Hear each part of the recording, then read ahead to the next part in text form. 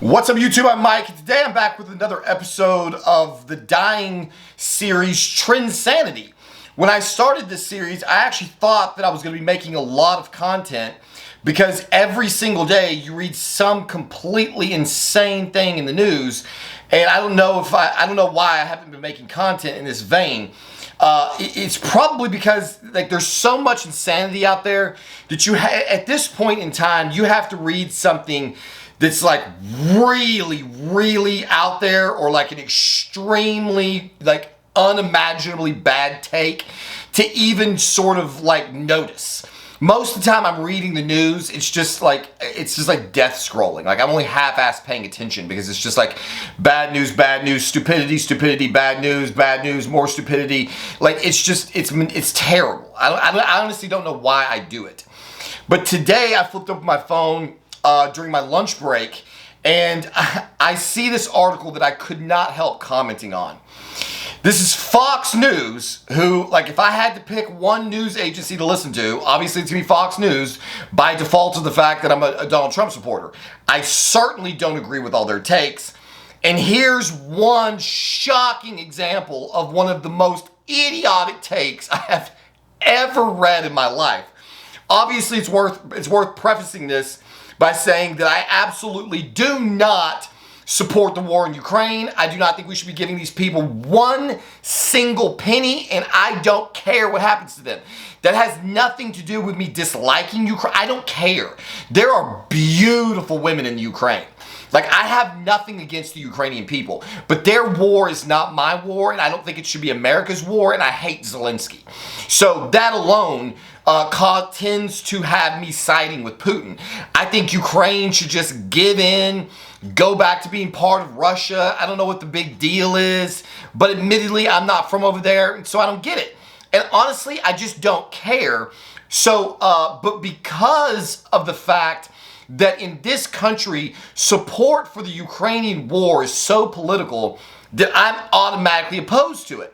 And so I have been celebrating the fact for the past week or so that after all of these years of waiting and begging and pleading and waiting and talking about it, and a million articles have been written, finally the Ukrainians get a delivery of 6 F-16s that for some stupid unknowable reason are supposed to just change the battlefield, never minding the fact that I think it's McDonnell Douglas maybe that manufactured the F-16 in 1971. Now, obviously, that's when the original airframe was built. There have been, they're retrofitting this thing all the time. But it's still like a fourth-generation fighter, okay? The F-16 is nowhere even remotely comparable to the latest generation of American or Russian air power. So why they think the F-16 is supposed to make some huge difference over there, I will never understand. I think it's just the American people and NATO trying to pacify this tranny douche over there with something to help him, I guess, just drag out this war that he's absolutely never going to win. So today, so recently, within the first week of them taking delivery of the new F-16s, I was very happy to see that already, sorry for the pilot and his family, but already the Ukrainians have managed to crash and destroy one of, I think, 6 F-16s they got. And so to me, this was just like a banner day. It was just an example of how hopeless the situation is. It doesn't matter what we give these people. They're totally inept in fighting this war, and they're going to lose. It's only a matter of time. Then on my lunch break, I flip open my phone. I flip on my news feed, and I see this take from Fox News. Ukraine's fatal F-16 crash should scare Russia and China. What? Russia and China should be scared because the Ukrainian pilot was so poorly trained that he crashed his plane and killed himself within the first week of operations? Why exactly should this strike fear into the hearts of anybody other than the other Ukrainian pilots? Here's their take. With F-16s, Ukraine's Air Force is becoming more aggressive and capable.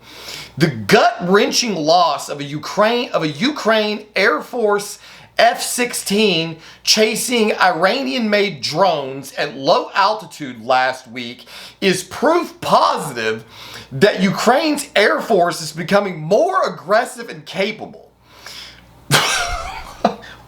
What? Because they crashed an F-16 while chasing a non-combatant. Okay, let's wrap your head around this for a second.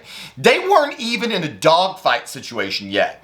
They were trying to shoot down unmanned drones that were flying a pre-directed course, and in the process of trying to maneuver into place to fire upon this drone, one of the Ukrainian pilots managed to crash his jet into the ground. Now, I know what you guys are about to say, but I'm going to say it anyway. I have probably spent, I'm going to guess, 300 hours in an F-16 flight simulator. I used to have a replica F-16 joystick and throttle control when I was 19 years old. In fact, I enlisted in the Air Force and took the testing and all that. And the job that I chose was to be a crew leader for a squadron of F-16 fighter jets. I was going to be assigned they were going to teach me every single mechanical and electrical facet of that jet. The recruiting officer said, you're going to be the last person out of that jet before the pilot takes control and the first person in it after he lands it. You are going to know everything there is to know about this aircraft.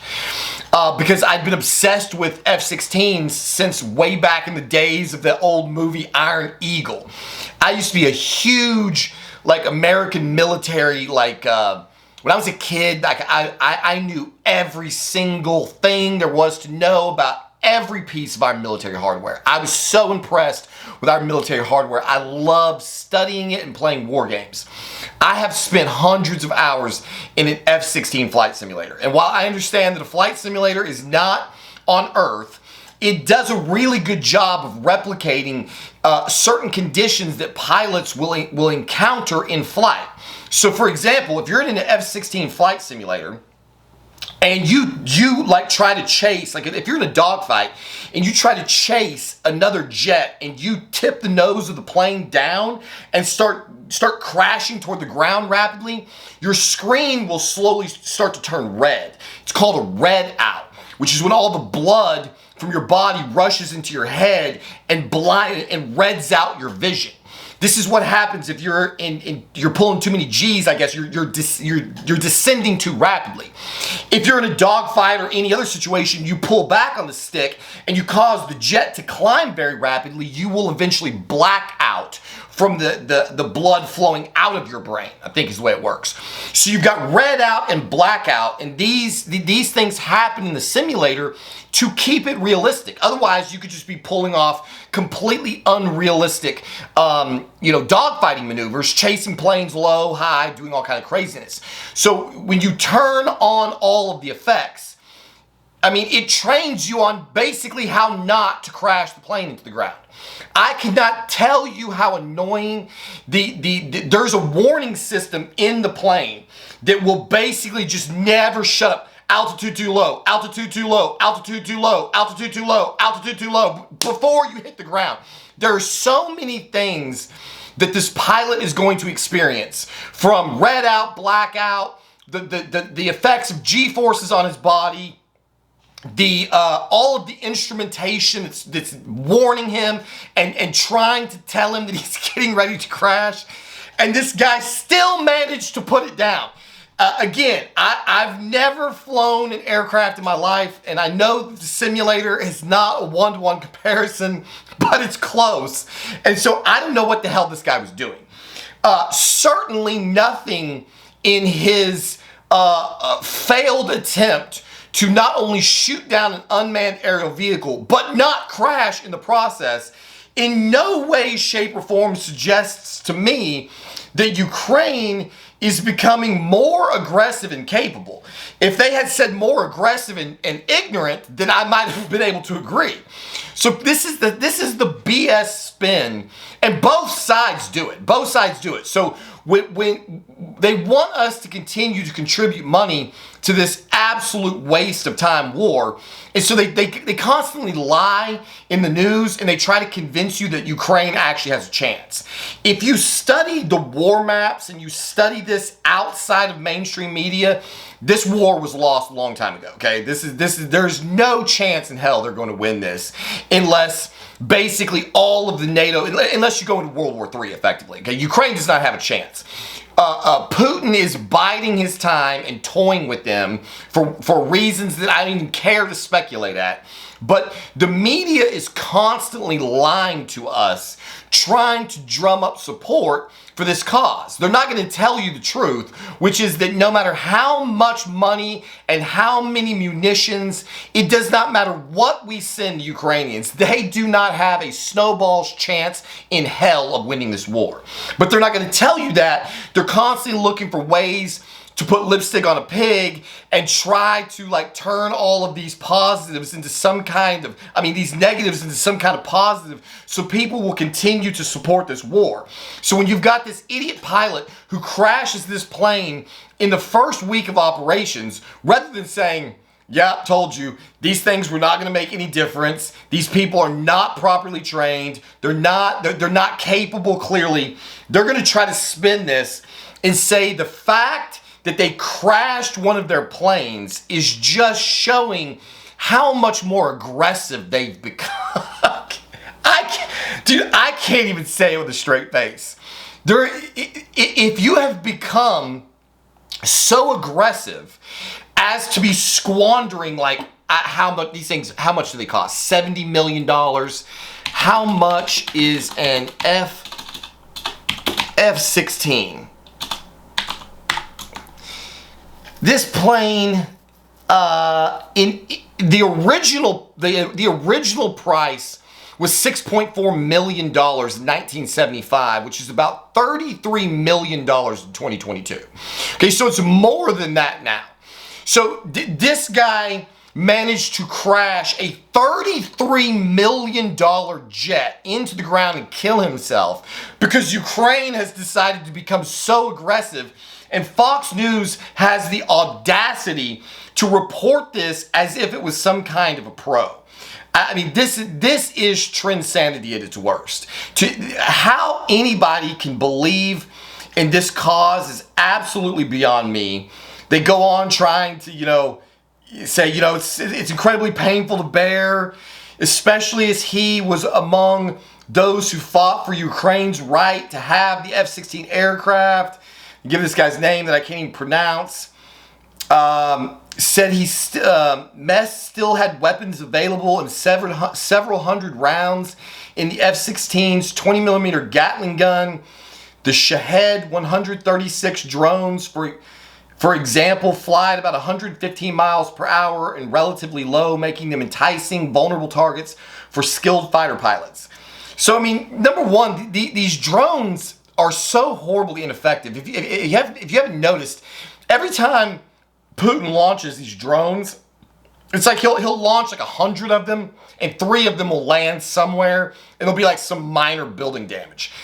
It blows my mind how much money is spent on these drones and ballistic missiles, the vast majority of which never make it to their targets. And this guy tries to apparently chase down one of these drones in low altitude and slammed into the ground and killed himself and destroyed a $33 million jet.